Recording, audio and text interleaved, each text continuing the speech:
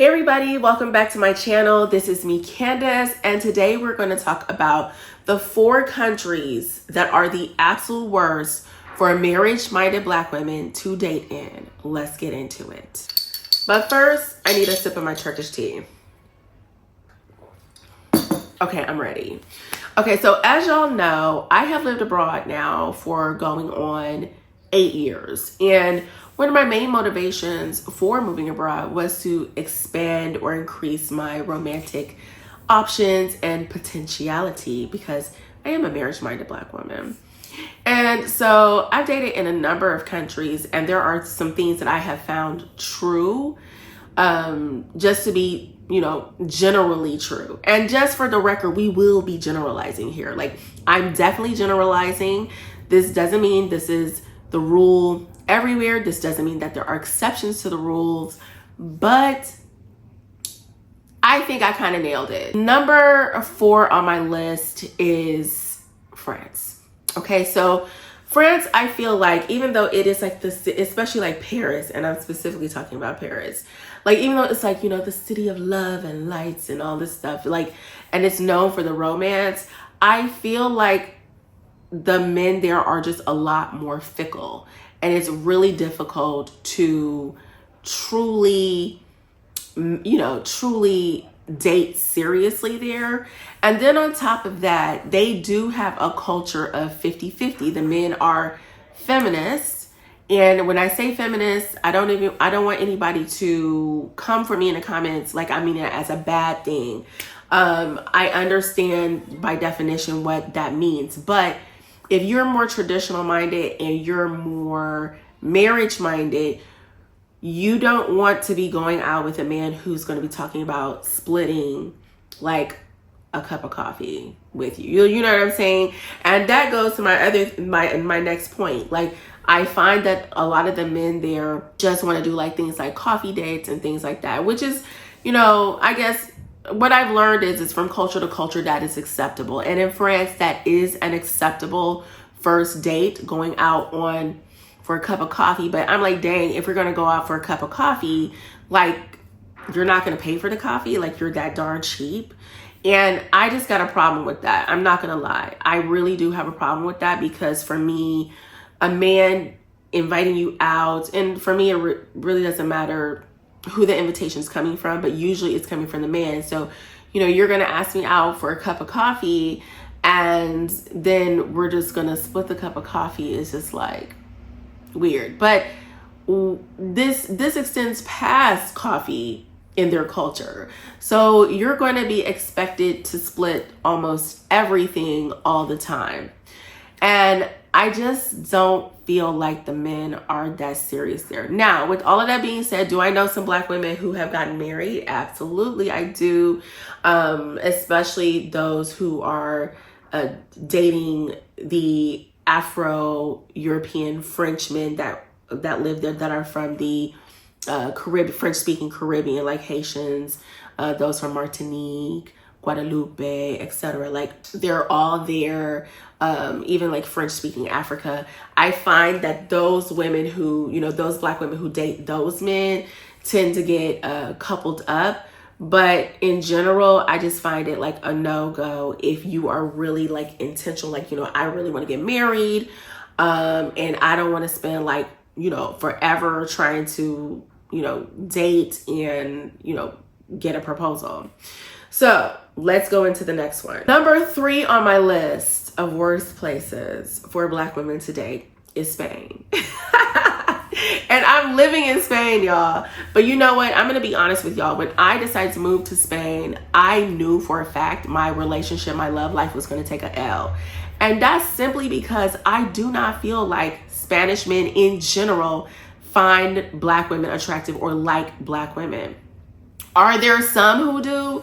Yes. But I don't get that feeling from Spanish men the same way I feel when I'm in Italy, or I'm in Turkey, or I'm, somewhere in the Balkans, where these men are like, baby, I've been waiting for your beautiful Black self to come here my entire life, and you're not leaving. We need to get married. We need to get booed up ASAP. Like, I don't get that vibe from Spanish men at all.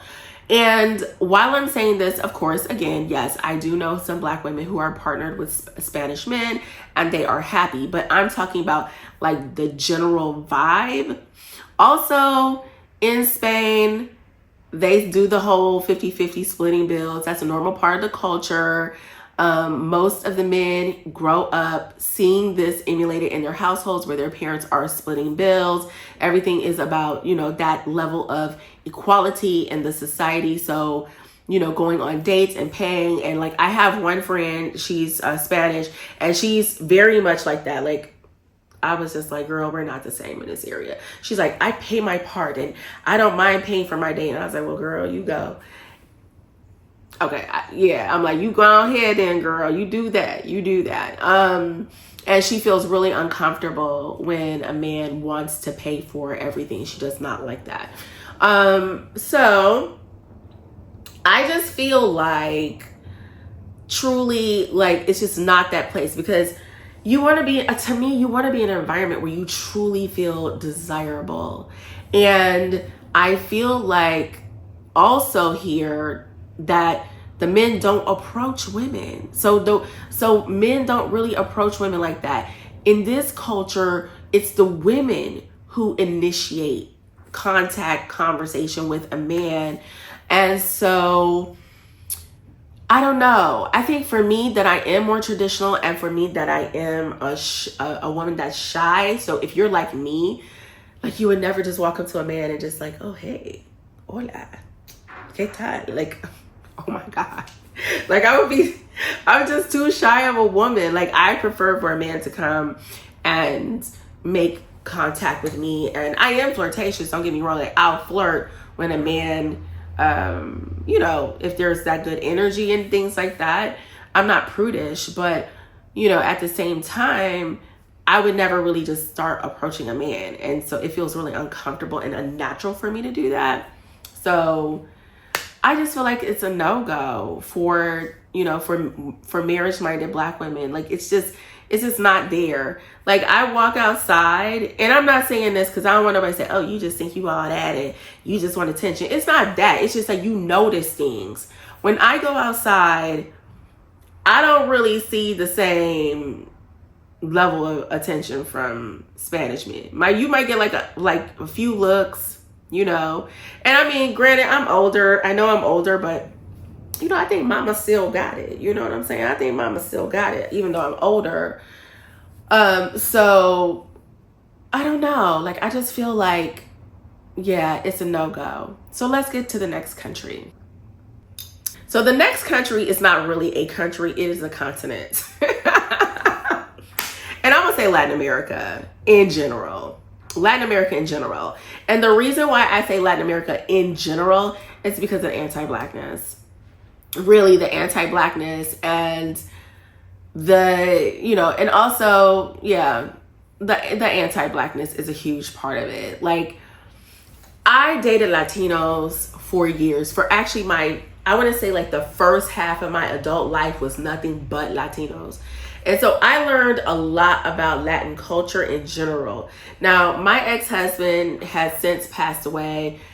But being married to him, I was in close contact with a lot more Latinos. Also, living in Miami for 6 years, I was in close contact with a lot of Latinos. And so dating them, living in very close proximity to them, understanding Spanish, speaking Spanish, and hearing the stuff that they say, and the things that are the anti-Blackness that is normalized in their culture. Like, for me, I'm at the point I would never even consider them anymore, because they have this subconscious, unless they're one of those Latinos that really love Black women. And you do have those Latinos that are just like, oh my God, I love Black women.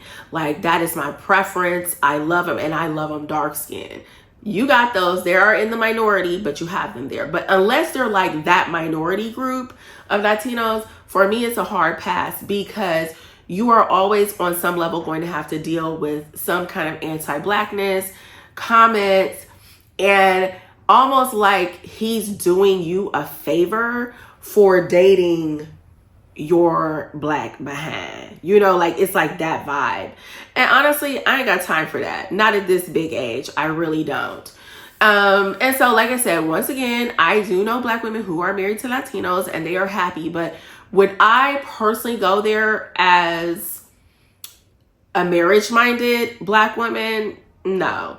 And I know right now a lot of Black women in Mexico in particular, and in a couple other Latin countries, who have confided in me and just said, honestly, like, I don't think I'm going to find my partner here. It's hard to date. The men won't really date you. I feel like they don't really like Black women like that. Or this is the other thing, they're too short. And a lot of Latinos are men, you know, a lot of Latin men are short, unfortunately. So if you like them tall, baby, Latin America ain't it, okay? Or also the money thing, you know, like a lot of them make far less money. And so if you are, you know, a highly educated American woman going to Latin America and dating local men might not be the move that you want, especially if you want to be hypergamous, or you at least want to, you know, meet someone that's right at your level, or maybe slightly below, slightly above, but in your general, you know, area. Like, it's just hard. I mean, that's just the honest truth. So, you know, if you feel like you don't have a lot of like time to waste, then girl, bypass Latin America. Unless you just want the experience of living there or whatever. Like, I personally wouldn't even waste my time. And like I said, that anti-Blackness piece is so heavy because I can honestly say that the Latino community is the community that traumatized me the most about being Black and making me feel bad about being a Black woman. Like, never in my life. So traumatizing. I had to do so much healing work after dealing with their community. And when I say that, I mean living in close proximity to them, working for them, getting hired by them. Like, I just would never do it again, to be quite frank. And I had to unpack a lot of things so that I would not harbor those feelings every time I see a Latino, because I don't want to be that kind of person.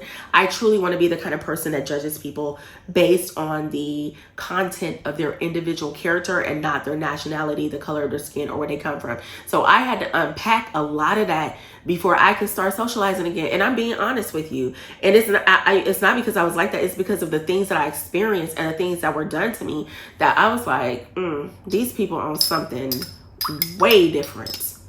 Let's move on to the next country. Okay, so number 2, I think we're at number 2. Number 2 is the UAE. Number 2 is the UAE. Now, I will be honest with you. I hope I looked in the right place. Yeah, number 2 is the UAE. I'm going to be honest with you. For me, Arab men are fine. They are fine. They some fine men. I'm not going to lie. They are fine. Especially when they are in their traditional garments. I do find that quite attractive. Like, in reality, I would easily date a man from like Saudi Arabia or anywhere in that region because I find them extremely attractive. And I think on many levels, they too find us attractive. However, they ain't gonna marry a Black woman. It's rare. It's very rare. And here's one little unknown or little known fact about me. I practiced Islam for like 5 years. And so being in the Islamic Muslim community and you understand how their cultures work, they are very insular. They would rather that, you know, marry one of their cousins than to marry an outsider at all, let alone a Black woman. I have seen it, like the couples that I have seen in terms of like, I guess Arabs or whatever, really would be North Africans, would be Moroccans will marry Black women. I've seen that many times. And actually, y'all, I got asked to be a second wife to this Moroccan man. He's still my friend. I told him, honey, I ain't trying to be no second wife. Even though once in a while I regret it because he had money and I know he would have been taking care of me. And I'm like, dang, you know what? Sitting back, that offer might not have been so bad. But yeah, no, I don't want to be a second wife. So anyways, he and I are still really good friends. He's there in Florida. Anyways, Moroccans will. Outside of that though, baby, I would not ever want to put up with the level of drama that any Black woman would have to go through with their family if an Arab man chose to marry her and that was not the family's first choice. You will be going through hell, period. And at this age, I don't have time to go through that level of hell. I went through a certain level of hell just with my ex-husband's Puerto Rican family because they had all of these, misconceptions about Black women. Like, oh, Black women are lazy and Black women don't like to cook. And I'm like, y'all don't even hardly know no Black people. Like, what is you talking about? Like, you don't even hardly know any Black people to even say any of these things. And then when she came, and this is like a side note, and then when she came to live with us, that's when she saw what kind of woman I was, and she's just like, oh, okay, like, yeah, Candace is so nice, I love her. And after that, she started being kind towards me. Before that, it was like, she was treating me really weird, and it was because of that. But anyways, like I said, I feel like Arab families, especially if you're Black and you're not their first choice, you are going to go through a certain level of hell because they are very close-knit. They have their ways in terms of like keeping the family together and passing on the family line and all of these things. They want it to be within their culture, really and truly. And that's one reason why they marry a lot of their cousins, truly. I'm trying to think what else I have to say in regards to marrying Arabs. Now, I feel like this is what I have heard on the ground in the UAE, and I have experienced a little bit myself. Now, an Arab man might keep you as a concubine, and if you're okay with that, or, I mean, obviously if you're marriage-minded, you're not going to be okay with that. But if you're the type of woman, you're looking at this video and you're okay with that, that could possibly work because then they will have their wife that they married to please their family, and then they have you as their actual personal choice. And a lot of times you can make an arrangement to be kept, a kept concubine. And I have seen that a few times, and I know a few women who have that type of arrangement and they're quite okay with that. But in general, I feel like in the UAE, that area, the Arab world, that's just not going to be great for a marriage-minded Black woman. Now, you might, in the UAE, you might be able to, marry some of like the Africans that are there or other nationalities that are there. And I do know Black women who have gone to the UAE, been very strategic about their social circles, and now they're married. In fact, I know 3 that off the top of my head. So if you go there, just know that the Arab men are not the men that you're going to be dealing with, even though they fine. So fine. Okay, moving on to the next country. Last but not least, and it was a toss-up. It really was a toss-up. This really was a toss-up. I hope I'm looking in the right place. This really was a toss-up. But I'm going to say India, Southeast Asia. Yeah. I'm going to say India, and then the region of Southeast Asia. It's the anti-Blackness, which again, I can never understand. Like, it blows my mind each and every time when people of color, people who are almost the same color as me or darker, just have this level of anti-Blackness. And in fact, in Indian culture, they have an insult that's kind of like the N-word called Kali, because the goddess Kali is very dark skinned and Black. So they'll spew out Kali, like when they want to like talk about somebody that's dark skinned. And I just be like, y'all really on one. Now, there is a woman that I know. She has a social media page, Growing Up Gupta. She is married to an Indian man, and she chronicles her journey of what happened when her husband decided that he wanted to marry her, and his family basically disowned him, and she went through hell. Luckily, after a while, the, parents came around, but she has a complete platform highlighting couples that are married to, that have a Southeast Asian partner. Because a lot of those cultures are very insular. They want you to marry somebody from within their culture. They do have a lot of anti-blackness, unfortunately. They do want proximity to whiteness, and a lot of them feel superior to black people and intellectually superior to black people. And I mean, you know, in our culture, if you're Black American, you know, in our culture, we always say the pot can't call the kettle black. The pot can't call the kettle black, because in a lot of kettles do try to call the pot black, you know, overlooking a lot of the dysfunction in their own culture to highlight the dysfunction in your culture, which is just, for me, like I said, mind blowing. But I, again, personally, as much as I love Indian culture, and obviously it's not one culture, they have multiple cultures because India is a huge country. There are many states, many regions, and many cultures. I think in general, their cultures are very beautiful. I love it. At one point, I was like obsessed with Bollywood movies and East Indian, Southeast Asian culture and everything. I do love the traditional aspect from their culture and the rituals and all of those things. I like a lot of their cultural values. They are in alignment with my values. A lot of them are, because like I said, I'm more traditional. But the anti-blackness, baby, I can't. And I'm not having nobody's mama be mean to me because because I marry her son and she thinks she's gonna just handle me however. Baby, no.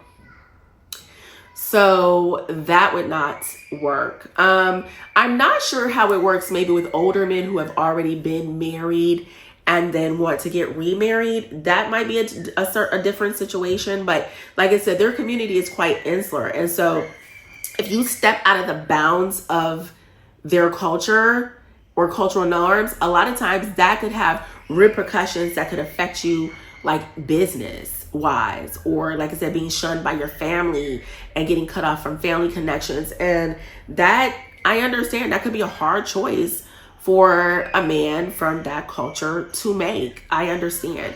So I would bypass that and not even deal with that. So yeah, these are my top countries. Oh, and let me circle back. So Southeast Asia in general, like I said, same reason.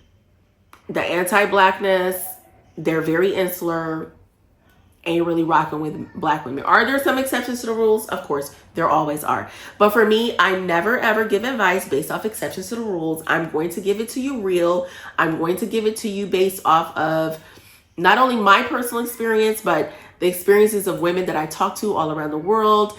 Also, the coaching clients that I have had over the years, and just the number of interviews and conversations that I had. So that's where my advice comes from. So I would like to hear in the comments from you, the countries that you think are the worst for marriage-minded black women to date in. Like, was I spot on or did I miss a couple? Let me know in the comments. Also, let me know in the comments if you would like me to talk about the best countries that I think marriage-minded black women should go to, travel to, and date in. So make sure to say best countries in the comments if that's what you want me to do. So I hope this video has been fun and informative. Also, like I said, I wrote a book called The Black Girl's Guide to Living, Loving, and Traveling Abroad.